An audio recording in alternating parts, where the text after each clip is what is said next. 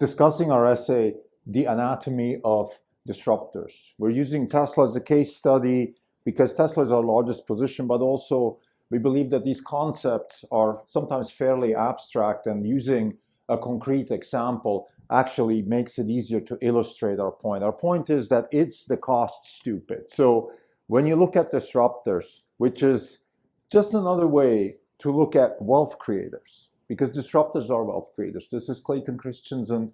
This is the basic fundamental thesis that Clayton Christensen formulated in his work, and we are picking up on that. So in other words, wealth is created. Well, let me step back. The reason we're doing this, of course, is because we run a hedge fund, Orange Capital Partners. We're in the business of generating wealth. So this is a practical application of what we believe is the actual science of the economics, which is the study of wealth. How is wealth created? You can study that at the company level, you can study that at the national level, it doesn't actually matter.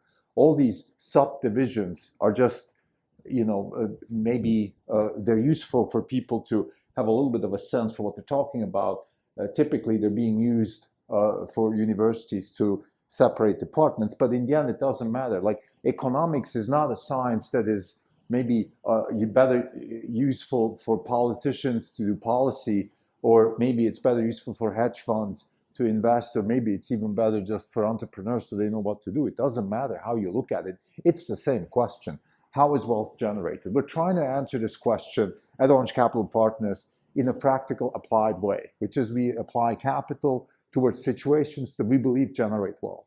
And in order to do that, we have to have a theory. We have to have an idea of what it actually means to generate wealth. And this essay, that The Anatomy of Disruptors, hopefully helps us understand a little bit better where we stand, why we're doing what we're doing, and how we're attacking this problem. We're using Tesla as the case study. I think case study is a good way to study these concepts, again, because the concepts are fairly abstract sometimes, and having more meat around the bone helps understand better what's going on. We're going to discuss the application of Clayton Christensen and Jim McKelvey, the two main characters, the two main parts of our principle stack that help us understand this. Christensen with his book, The Innovator's Dilemma, and McKelvey with his book, The Innovation Stack. They're both attacking the problem from different perspectives. Christensen from a competitive perspective, and McKelvey more from an entrepreneurial perspective. Okay, what does it actually mean to innovate? What does it mean to create disruptive innovation? Well, it means to solve problems. McKelvey said is innovation is not some sort of thing you wake up and you want to do. It's a necessity, because you have to solve problems. And while you solve problems, you create new problems, and then you create an innovation stack around that by continuously creating better problems, solving problems, creating better problems, and so forth. We're going to discuss the main driver of disruption, which is the cost structure. The reason disruptors are able to take over markets and are able to displace incumbents is because they have a superior cost structure. And the most recent earnings call of Tesla is a case in point. And this is why we're so excited. We also increased our position in Tesla because Tesla has shown that they are really very serious about this. We're going to show why. Some of the main advantages, like vertical integration, like specifically applying cost. It's not cost cutting in a sense to be cheap. It's finding better ways to do the same thing, finding better ways to lower the total cost of ownership, and at the same time increase customer value. So this is the fundamental optimization here. It is lower the total cost of ownership, increase customer value. And if you keep doing that relentlessly across the value chain, if you keep what Clayton Christensen calls value networks, if you keep improving along the value networks, you will eventually succeed. This is a Not Even Wrong podcast. It's January 28, 2023. This is Krim Delco. It's a Saturday. There's no update. We are up 47.2%. The market is up 5.9%. We're outperformed by 41.3%. So we're discussing our essay, The Anatomy of Disruptors, and we're talking about Tesla in specific. Tesla has delivered a very good earnings call, not just in terms of numbers, which is important, but the key is the message. The key is how we believe the company is now galvanizing around lowering the total cost of ownership for customers, increasing customer value. And we believe the main fundamental drivers of that are several. We've outlined them in the essay. The essay talks about, goes a little bit further out and starts with Clayton Christensen and Jim McKelvey as sort of the theoretical foundation of the concept of disruption. The concept of disruption is that with a superior cost structure, you enter new markets. You can enter markets that presumably exist, but you create new markets. In other words, because you have a new cost structure or you're creating new value networks, to use the words of Clayton Christensen, you are creating new markets. In the case of Tesla, what Tesla is creating is the market for autonomous luxury vehicles. This is a new market. It hasn't existed before. There is no company in the business of actually creating that market. So Tesla is new. And the companies that are in the perceived existing market, meaning, that are in the market that we think is the competitive market now, which is the car market, those companies will be displaced because they can't compete with Tesla because Tesla is building a superior cost structure. There's a saying on Wall Street, which is that you have two moments that define the demise of an incumbent. One is the iPhone moment and one is the Polaroid moment. The iPhone moment is when you realize that somebody else is entering your market with a better product. In other words, Nokia has a phone and Apple is entering with the iPhone, which is a better phone. So this is the iPhone moment. You're still competing, but you have an inferior product. The Polaroid moment is when you realize that you're not even in the market anymore, that somebody else has taken you out or has completely changed the direction of the market. In the case of Polaroid, that means that somebody else came with digital photos and the whole idea of Polaroid just vanished. And Polaroid is just some sort of artifact from the past today. We are in the Polaroid moment for the car industry right now. And the most recent earnings call is a reiteration of that. We argue in the essay that the most important cost driver of Tesla as we know it today is the 4680 architecture. It's a great example of a company that is creating a new value network. The 4680 is a new architecture for battery design and manufacturing. And the Battery Day in 2020, from our perspective, and we've spoken about this in the past, is the Battery Day was the end of the beginning of the dominance of EVs, meaning that was the period until up to Battery Day was, okay, EVs are okay, they need some subsidies, it can be done, proof of concept, nice cars, Model S, stuff like that. After Battery Day, the game was over. There is no more ICE cars. The ICE cars that are sold and driven today are going to be very, very artifacts very soon, like horses, around the launch of the Model T. They're still around, people still use them even today, but they're just becoming more and more artifacts or playground for the rich and stuff like that. So Battery Day, 4680, the most important cost driver. We are listing a couple of points, I think it's a total of 7 points that are main drivers of cost or main arguments for why the cost structure of Tesla is superior. Number one is 4680, because it's creating a new value network. We're using Clayton Christensen here as a foundation, theoretical foundation. What is a value network? It's literally what the word says. It is not just one thing. You're not just creating a battery in your factory. You're building a supply chain. You're asking people, suppliers, you're asking employees, and you're asking downstream, let's say your manufacturing people, to all integrate this idea into a better solution. What it does is it lowers the cost, it increases range, and it lowers the capital requirements. In other words, it increases capital efficiency. For the same dollar, you will get a lot more kilowatt hours out of it's not actually kilowatt hours. What we're really interested when we invest in batteries is power and energy. So for the same dollar, you get a lot more power and a lot more energy. This is the fundamental thesis. The percentages are not that important, but overall, you could think of a reduction of everything by about 75% within, let's say, 5 years. Which means that if it costs you $100 today to get 1 unit of power or energy out of a battery, it will cost you $25 in about 5 years from 2020. So we're talking 2025. This is the this is the roadmap. This is what Tesla has laid out as the fundamental sort of direction, creating a new value network and changing the cost structure of EVs. This is the key. We believe that back then, this is the end of the IC industry, because the IC industry will not be able to catch up with Tesla, because Tesla is creating the standard.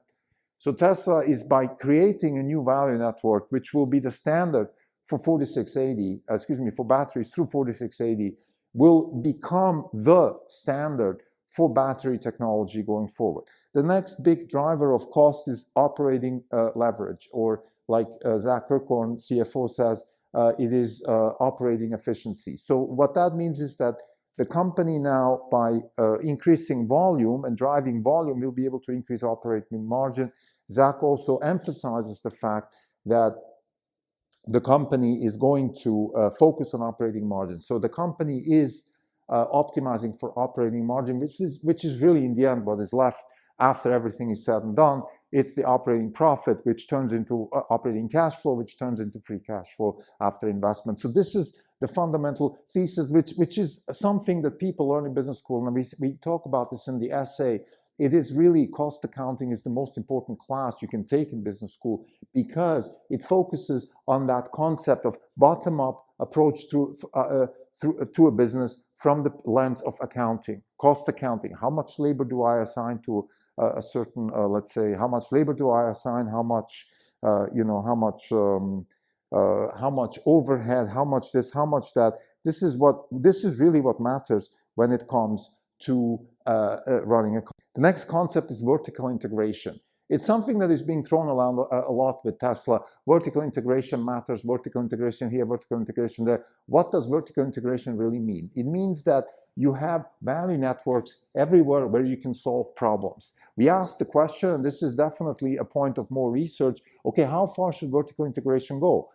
There are things that Tesla isn't vertically integrated in. For example, Tesla doesn't have its own universities that educating people. Tesla doesn't have its own towing business. Tesla doesn't make tires.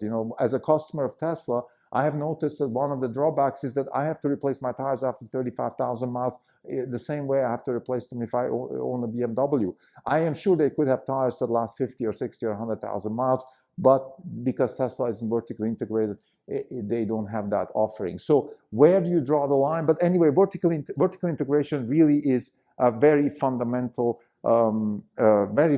concept. And there's a couple of examples of how this can be driven home. And we use one in the essay where we talk about the AI training and how that is being optimized for. And the advantage of vertical integration in AI training is that you could make a decision like Tesla that you only want to focus on vision, and then use all the optimization needed to make a gigantic ASIC for vision training, and then define what is the metric that you want to optimize for, which is energy per video frame trained, and then optimize along those lines. So this is one of the great examples that Elon Musk used in the earnings call to define why vertical integration is so important. Another one just recently came out on Sandy Monroe's YouTube channel, where he talked about with a gentleman that he had on, a software expert in the car industry, and that person was talking about the advantage of Tesla building an operating system. This is really, really key.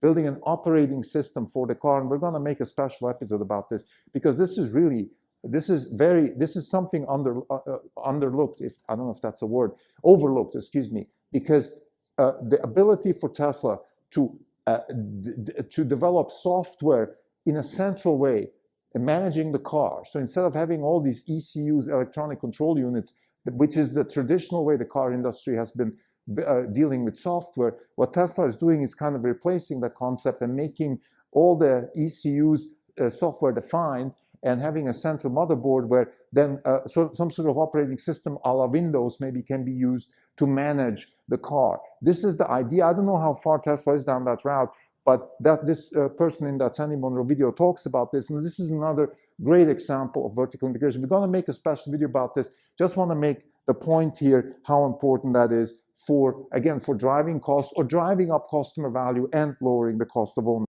The next point is the excellence in manufacturing. Here we want to we're actually making another point, and this is another, I would say, worth an episode on its own, which is Wright's law, something that Cathie Wood at ARK Invest is talking about a lot, which is the idea that by increasing your cumulative volume of production, you go up the learning curve and you get much better at producing things, and therefore it gets a lot cheaper to produce per unit. This is what's happening with Tesla. We've seen that with batteries, we've seen that with the cars, and it keeps going, and the 4680 is just another step.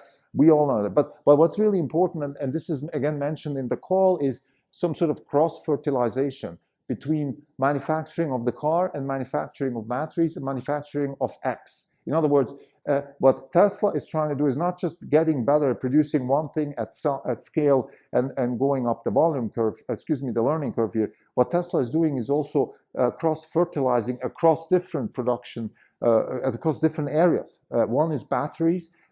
Musk actually said on the call, because we're very good at manufacturing, and manufacturing is a sort of a general purpose skill, we can then transfer that learning into other areas, and we're just very good at scale manufacturing. I think this is something overlooked. We want to talk about this a little bit more and also think about this a little bit more deeper in a special episode about how actually Wright's law can be extrapolated to different products. We also want to ask the question, well, why didn't conglomerates succeed in the 60s and 70s? Because they had a similar concept that, you know, you can sort of cross-fertilize across different business lines. It didn't work. Our suspicion is that the reason it didn't work is because they were completely independent. The idea back then was to be diversified and things like that. Versus here, you're not diversified. You're just using the same sort of idea, let's say, making a robot on wheels, and then you transfer that learning to making a robot on legs, which is a humanoid robot, or you're building batteries for cars, and you can then use those batteries and build them for Megapack. So it's very similar. There's a lot of synergies here. The next point I want to make is something that came up in the earnings call, and I call it the Henry Ford argument. Henry Ford was known to go around junkyards and look for thrown away Model Ts, Model Ts that have served their life and been thrown away. And he looked for parts that were still good. And he then went to his engineers and said, well, why are we making those parts better than the car itself? In other words, those parts don't have to be that good. How about we lower the quality of those parts so they all last as long as the car? Or vice versa, we increase other parts so they last longer. But what we don't want is throw away parts that are still good, or throw away things of the car that cost more and don't have any value because we have to throw it away because the car can't survive.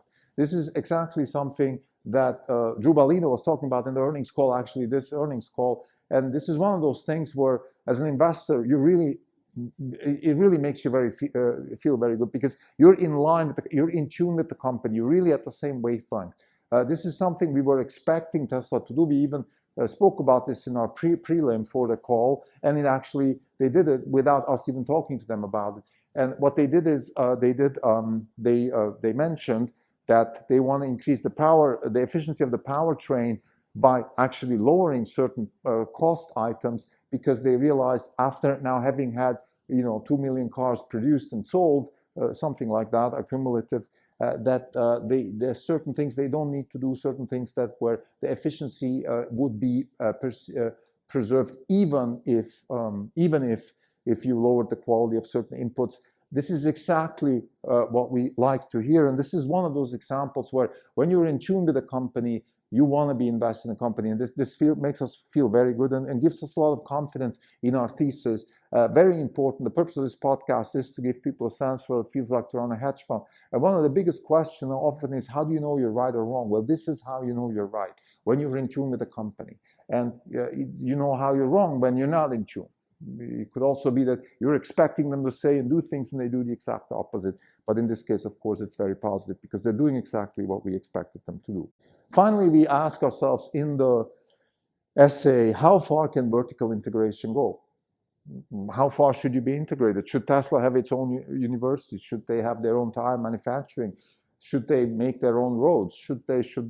Okay, how far can you go? I think this in itself, again, is a very interesting question. It's a research question. It's something where we think we want to continue thinking about this. This goes a little bit beyond the scope of our operation as a hedge fund. I think this is an academic discipline where I think people should be thinking about this more deeply. But it does tangentially come to the main question of economics again, which is wealth creation. Wealth creation is about disruption. Wealth creation is about creating value networks, lowering the total cost of ownership, increasing customer value. Vertical integration is a key driver. As we said, it's one of the key drivers of lowering the total cost of ownership. So the question of how far should it go? How should you organize a company around the concept of vertical integration? You could also ask the other way around.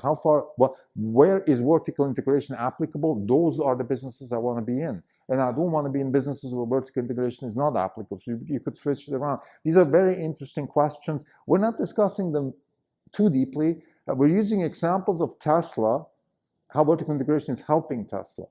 And we're asking the question, well, certain parts you could be more vertically integrated, maybe some parts you shouldn't.